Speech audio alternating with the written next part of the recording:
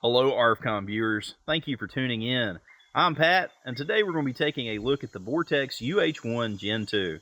Vortex is built upon their original Huey and made several changes.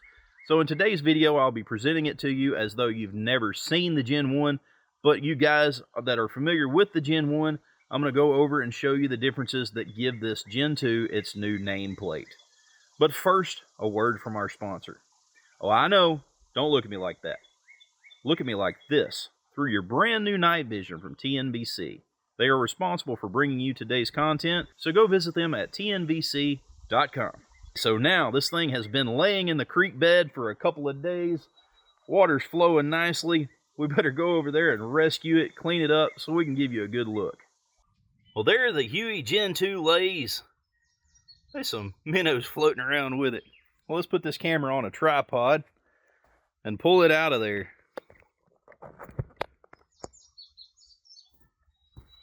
We'll see if it turns on and passes our water test.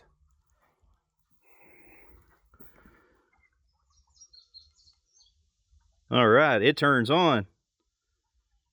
And that flashing is only because of the camera. It's having trouble focusing against that water. But there we go. It has survived the water test. Let's clean it up and give you a better look. Here we are, all cleaned up after the 2-day stint in the creek. Everything is fully functional. Of course, it's IPX8 waterproof rated, so I didn't expect a little bit of creek water to bother it, but we had to try it. But now when this video project first popped up, I wanted to call it the Huey Redo, as in a second time, second try, second offering. But after some quick research, I was sorely upset to find out that that word is pronounced redux. So to begin comparing this with the Gen 1, the Gen 1 is the same outermost physical size. It is 3.9 inches long, 2.7 inches high, and 2.1 inches wide.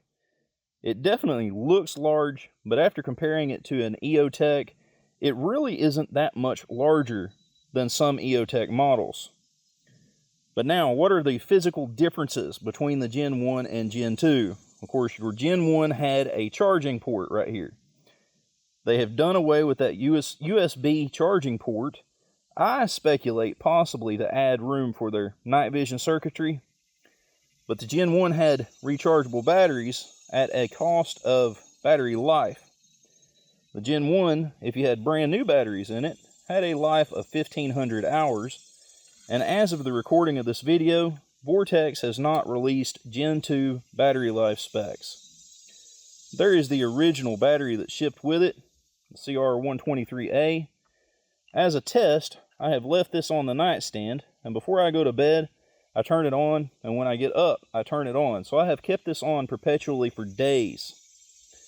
Of course, that is the toolless battery cover. This is one of the big changes, is literally, it's toolless. You just have this little flip out right here. And you don't have to search for a coin or a screwdriver or anything. We have our little retainer cord, which is a really nice touch. And there is a polarity marking on here as well. You can see that negative right there. That is the negative end of the battery. We still have our quick release, which is really nice. This is a safety catch. Of course, that clamps down on a Picatinny rail. Just like that. So now, one of the biggest features here is that little button right there marked NV. That is night vision. So you have 4 night vision settings under that dedicated night vision button. You have an immediate recall to your last daylight setting. And then you have FHQ technology, which virtually eliminates the stray light emissions. That way other people with night vision don't see you shining like a beacon in the dark. So how does this night vision work? Right now we have it on a daytime setting.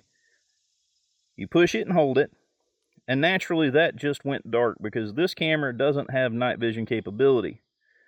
So when you go into that, you can bump up and down for your 4 different settings, and if you need to go back, just push and hold your night vision button and your daytime setting comes back. The last one is recalled. The rear window here is 25% larger than the Gen 1. It makes for an improved field of vision, a cleaner sight picture, and it did so without being larger in the external dimensions, which to me is pretty cool. The manufacturer of this, it is USA made, which is big bonus, with a UK reticle. Now this is their EBR CQB reticle. It is the same reticle as the Gen 1, and you have a 65 MOA outer ring with a 1 MOA center dot. Now you see the little triangle down there at 6 o'clock? That is for 10 yards and in.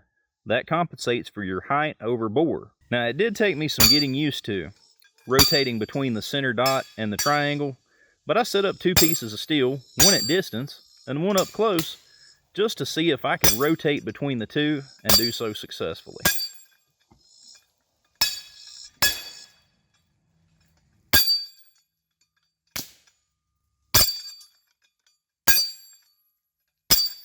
Now I definitely do like the size of that rear window, and if you use this optic the way that you're supposed to use it, with both eyes open, you get a full field of view in front of you. There is nothing that you're going to miss.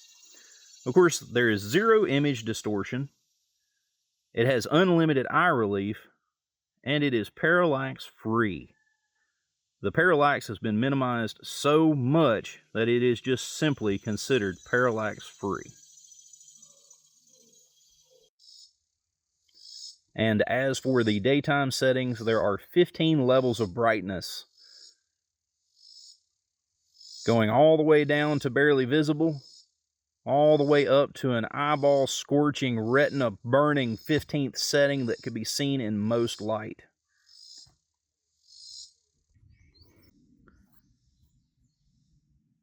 Sighting adjustments are made 1/2 MOA per click, and I have been using a dime.